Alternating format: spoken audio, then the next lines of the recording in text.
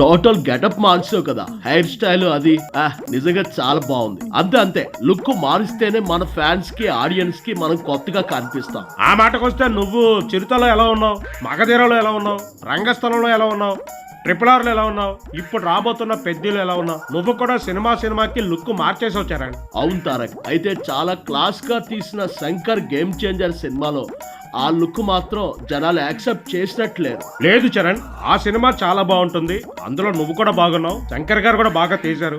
కాకపోతే కొంతమంది కావాలని సినిమాని డౌన్ చేయాలని చేశారు, ట్రోల్స్ చేశారు, అది బ్యాడ్ లక్ అంతే. ఏమో తారక్, నన్ను అయితే మంచి మాస్ రగ్గుల్ లుక్ లోనే ఆడియన్స్ యాక్సెప్ట్ చేస్తున్నారేమో అనిపిస్తుంది. మరి RRRలో నీ క్లాస్ లుక్ ఎలా ఉంటుంది? ఆ పోలీస్ ఆఫీస్ పాత్రలో, అలాగే లాస్ట్ లో వచ్చిన సీతారామరాజు క్యారెక్టర్ లో ఎలా ఉన్నావు? కుమ్మిపారు దెబ్బ. నువ్వు క్లాస్ గా ఉన్నా మాస్ గా ఉన్నా బాగుంటావు చరణ్. సరే, ఇప్పుడు నువ్వు చేయబోతున్న ప్రశాంత్ నీల్ సినిమాలో లేటెస్ట్ లుక్ అదిరిపోయింది. ఫస్ట్ లో సన్నగా గడ్డంతో కనిపించినప్పుడు తారక్కి హెల్త్ బాలేదేమో అనుకున్నా, కానీ ఇప్పుడు రీసెంట్ గా నువ్వు రిలీజ్ చేసిన లుక్ మాత్రం అదిరిపోయింది. అదే చరణ్, మనం మీడియాలో వచ్చే ప్రతిదానికి రియాక్ట్ అవ్వలేం కదా. మనం